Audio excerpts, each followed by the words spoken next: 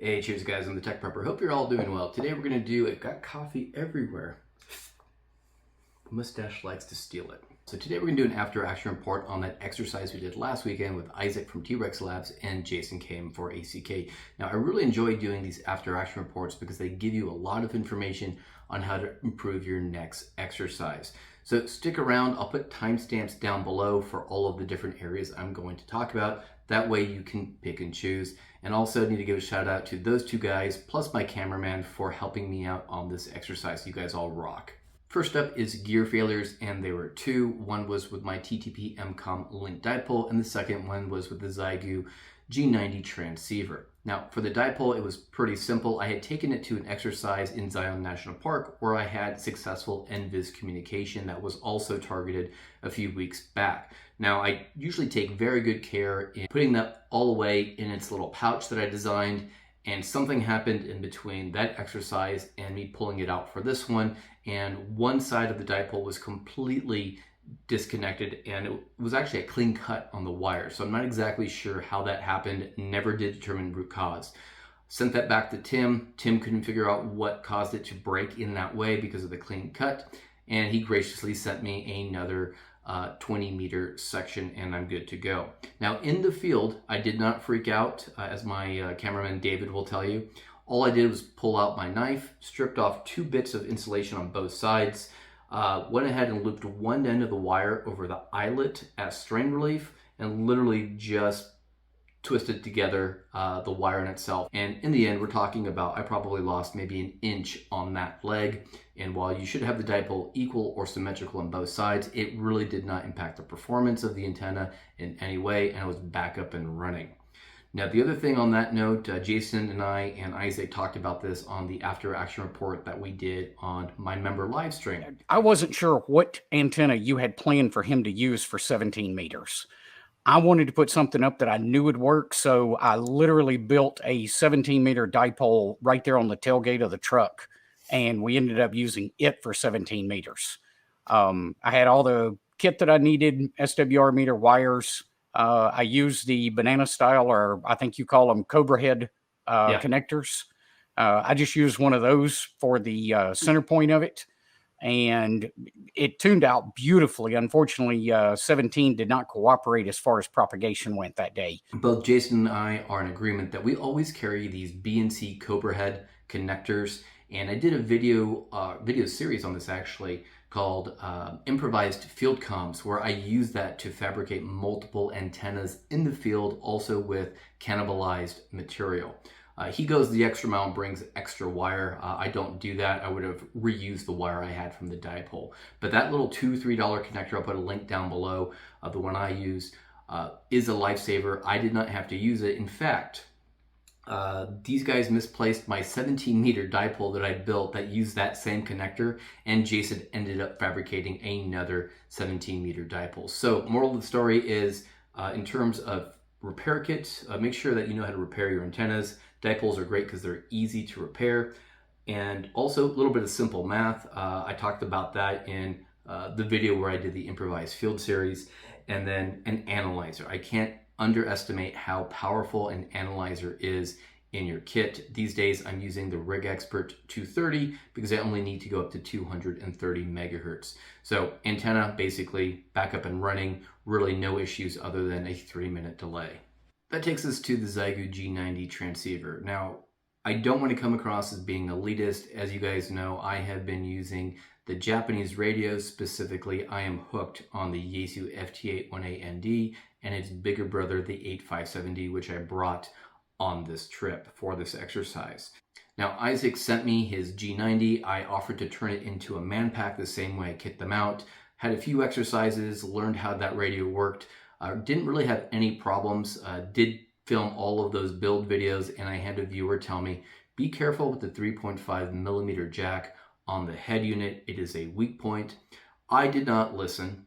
Anyways, set up everything for Isaac, put it in the Pelican case, sent it off his way, and then about 24 hours before the exercise, he realized that the cat control wasn't working on that system, and I had also fully wired up with my MCOM Tools platform that to talk to the radio, and that was a no-go. He tried to repair it with a little bit of soldering, but it wasn't able to communicate with the computer anymore via the DigiRig. So a few things here. I was cautiously optimistic about the G90. So like I said, I did buy two G90s. There's a very different place for those. I am not recommending this radio. I can't recommend anything that I have not used for several years.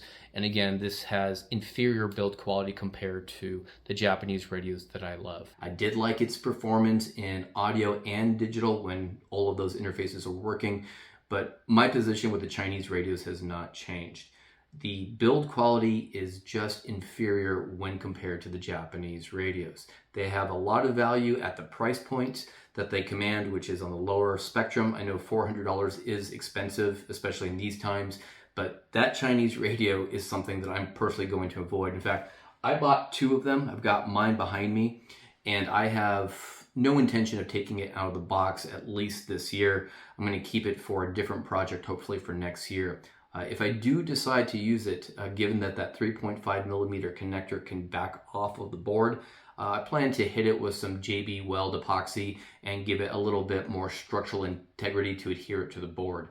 So I wonder if the G90 failure is enough for you to stay away from the G90 in future exercises, considering 20 watts in the build quality. Yeah, I think that what I'm going to do is just use it for listening and maybe put it in the vehicle. My kids have really enjoyed listening to random conversations. Yeah, I can't really trust it very far anymore. So it's just going to be kind of for tinkering and for fun, I think. Bottom line here is, guys, gear is important. Thankfully, Jason came out with his own gear, his IC705 that we use for digital, and then his 857D. Again, two Japanese radios, and that is what we use to basically make this exercise a success. So really consider your gear selections. Like everything in this world, you get what you pay for. And again, not to beat a dead horse here, but someone basically commented that I had put lipstick on a pig by putting the TPA pack frames around that guy, putting a bag, dressing up everything, putting a fancy Panasonic FZM1 on the end of it with an iKey keyboard. And yeah, I did. I put about $1,500 of gear on a $400 radio, and that was a mistake. Well, it's a good thing I looked up my note. I forgot one thing. So the cat control actually failed on that unit. And there was another viewer who also suggested if you were an operator that was very much familiar with how everything worked at that lower level, you could have ditched that interface. The problem is that the software I wrote very much depends on cat control, and it would require a seasoned operator that really knew digital to basically undo a few of those things. So absolutely, the audio was still going in, but cat control was broken. A couple of other things too. I realized that in the future, if I ever have a failure with the DigiRig interface into my computer, I'm going to start experimenting with acoustic coupling on HF. So all you're going to have is your transceiver and just your computer. There won't be any interconnect between them. And basically, you're just going to use the speaker and the microphone to be able to get audio in and out. Now, I've had incredible success doing that on 2-meter FM with our emergency communications group here. In fact, I'll put that video up here. And we're going to go ahead now and key down the PTT.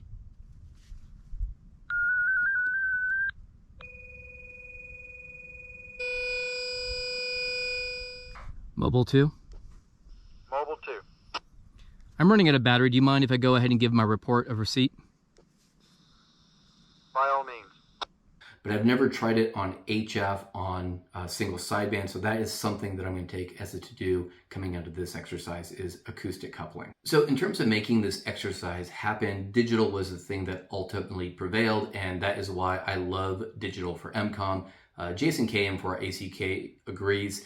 He jokes that he'll never see him holding a microphone. That's not entirely true, but the point is that digital really does help cut through the noise, use a lot less power. They made it happen on about 10 watts of power. We were able to do that communication 1,500 miles, and it really works in poor conditions. So digital is the winner.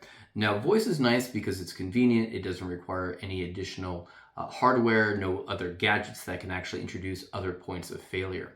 So number one, the PACE plan called for 2 different frequencies on 2 different bands. Both of them failed, but not really. I did HF prediction using the VOACAP software, Voice of America Capture and Analysis Program. You basically take your position and the remote operator's position, they call that the circuits. You put in the type of antenna and height that you have, how much power in the mode, and it gives you a percentage likelihood of you making that contact. Or that's why in the plan I accounted for using the 20 meter band and the 17 meter band. Now in both scenarios, it said for voice, we were going to have to use close to 100 watts to get to about an 80% success. So the Xiegu G90 at 20 watts probably wouldn't have done it, but since Jason and I both had twin 857Ds capable of 100 watts, it probably would have worked. The problem was their location.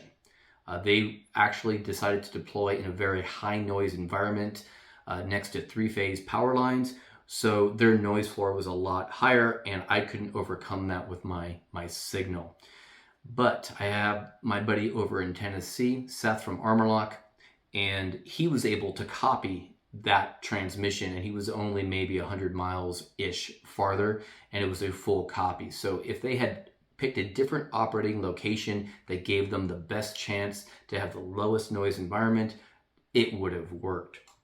The other issue we had with voice was frequencies being in use. But hydrofluoric acid, by God, that'll have an impact on it. It'll dissolve it. And we really had, actually almost every frequency was in use for the most part.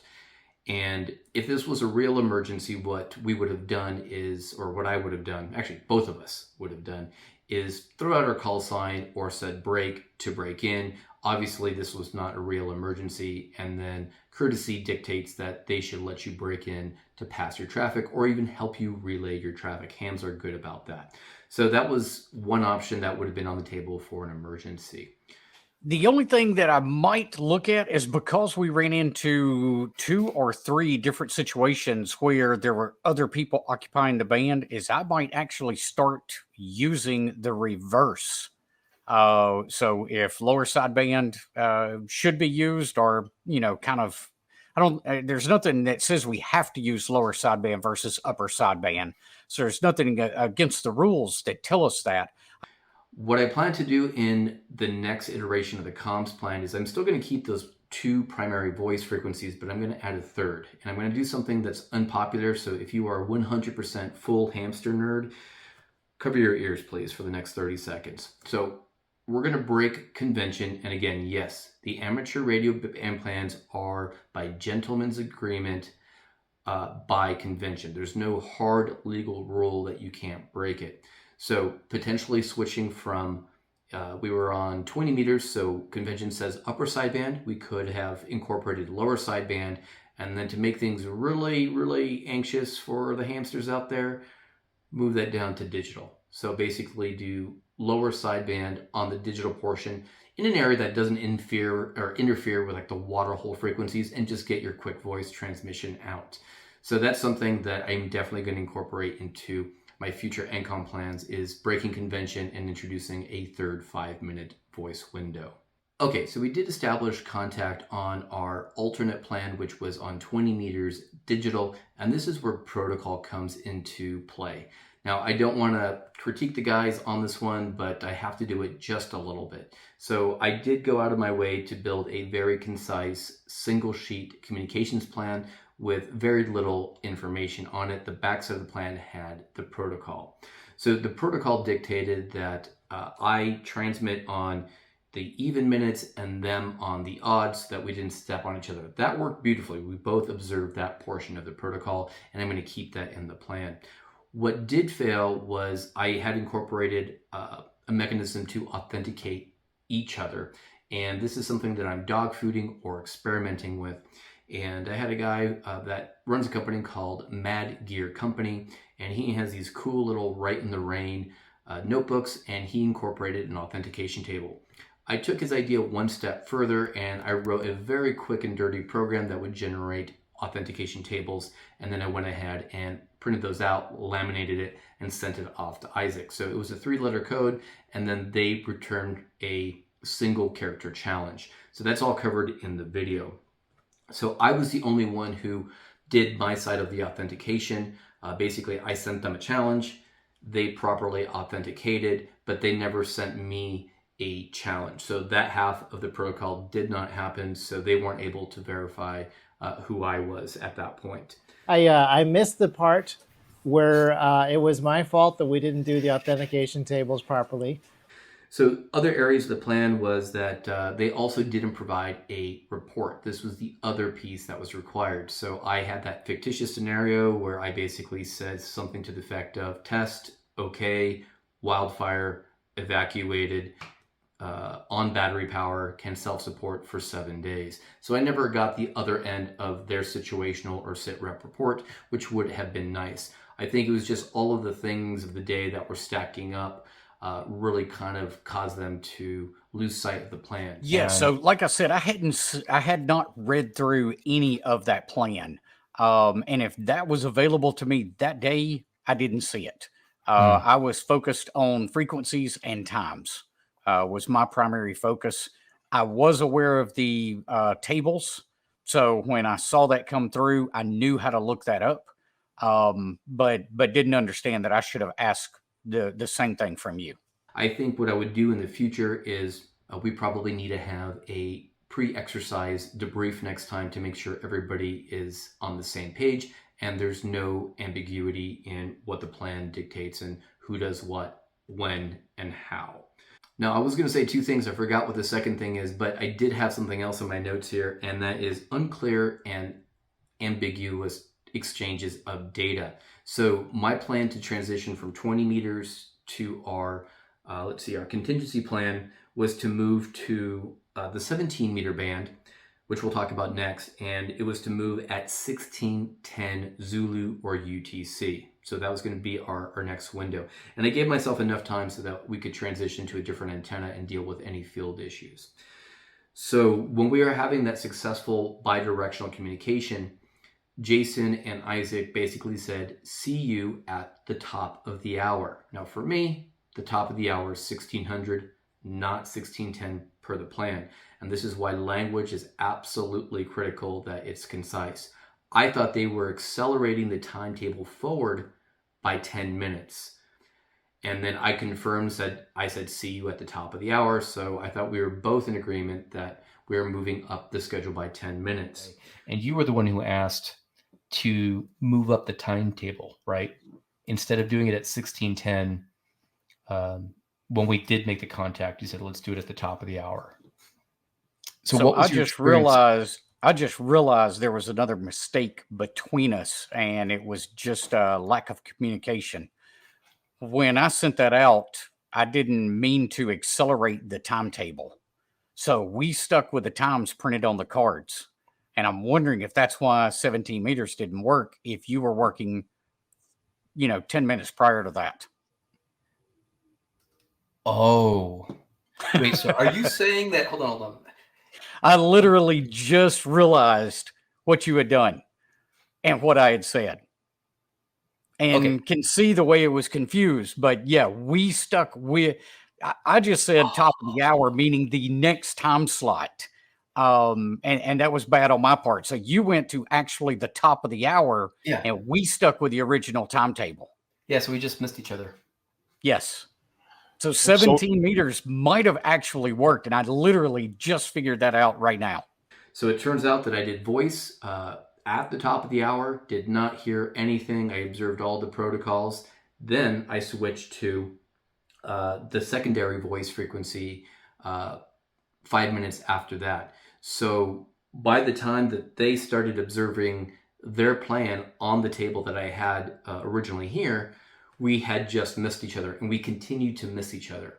So I'm pretty sure communication would have happened because the 17 meter band, the frequencies were not in use. It had the same HF prediction characteristics as the 20 meter band for the most part. And I have tested this at the same time with guys in that region prior to this exercise with pretty much 100% success of making that happen. So bottom line here, we're going to beat the dead horse on this one.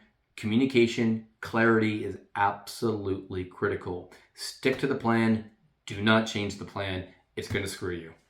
So this takes us to emergency, and that was SATCOMs. And for this exercise, since we are both private citizens, the Garmin InReach I brought the Mini, was absolutely the right pick for this. So there are degrees of SHTF. This is what drives me crazy about the preppers, and you guys know who you are. I do a lot of backcountry and wilderness exploration out here. I trail run almost every day, and it's impractical to bring an HF radio.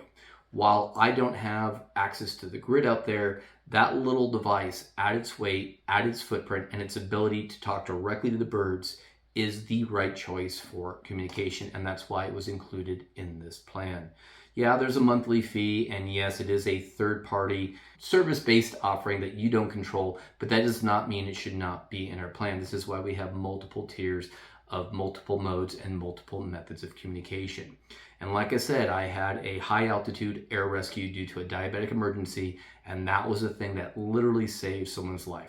Now, if it's full-blown zombie apocalypse, grid is completely down, it's unclear if whether the birds are still flying and whether the terrestrial stations are still able to relay traffic, that's a different story, okay? But for general backcountry use, when things are, broadly working, I think it's absolutely the right call. And it's also simple to use. So if you're not a hamster, there is absolutely no issues using this. In fact, Isaac said this is the one piece of gear that he knew he could use, and he was right. So we knocked it out. So we basically nailed 2 of the 3 modes, or alternate, contingency, and emergency. Voice was a fail, but no biggie on that one. Getting back to comments, someone also criticized our skill level. And I don't consider myself to be terribly seasoned or skilled, but I have worked very hard to make these targeted contacts happen over the last 4 years. I'm using both online and offline tools to help me build these plans well in advance, and I've been very successful. Someone said, well, what you really need to do is you need an internet connection so you can look up the solar flux index, or the SFI, and you can't do that off grid. Hate to tell you this, Mr. Keyboard Warrior Man, you're absolutely wrong, and I took heart to that, so I did some research, and I actually listened to the WWV transmission out of Fort Collins, and they broadcast a time code basically every minute on the minute that helps you sync your clocks offline, which was part of our plan as well. But more than that, they also relay other kinds of traffic at different times of the day.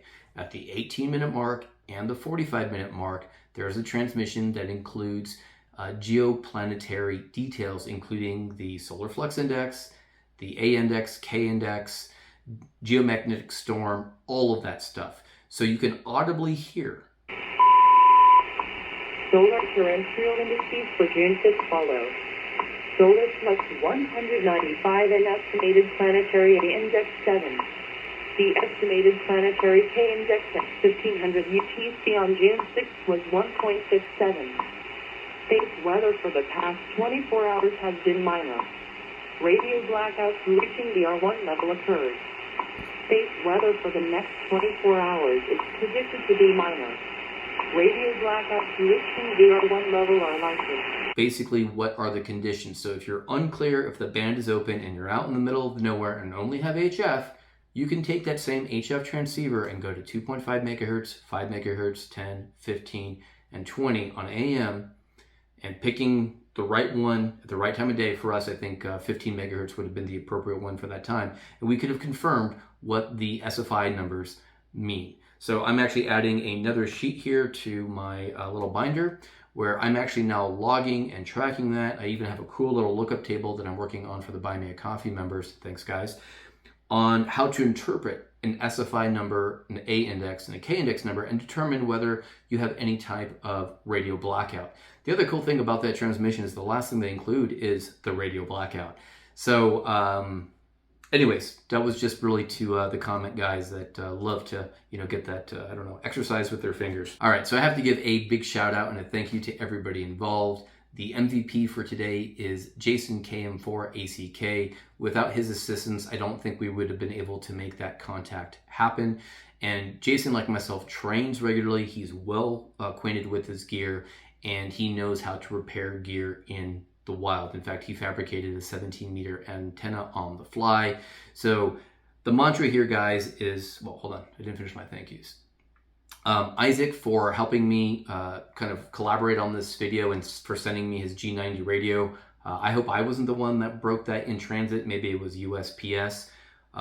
Even in that Apache 4800 case, it got damaged. And then to my cameraman, David, I mean, I'm telling you, it's amazing being able just to do your thing and have someone else run the camera. I think that's the first time ever I've had support. So thanks a lot, David. But bottom line, guys, here, if you really want to look at HF communication and radio for disaster comms, there's no substitute for good gear, getting licensed, training, and really understanding how your stuff works. And if I had a list of things to buy, I recommend everybody get themselves a Rig Expert antenna analyzer. I like the stick options. There are various models depending on how high up in frequency you want to go. If you can't afford that, take a look at the Nano VNA. I don't like it for the field. I had issues getting dust and moisture and a few other things in there that concern me. But that would be my #1 pick of investing in tools to buy, is an antenna analyzer and learning to build your own simple dipoles. I mean, it's just dead simple. And if you're not licensed, obviously get your tech, and even better, your general class license. All right. Thanks, guys. I'm the Tech Prepper. Be strong, be safe, and be prepared.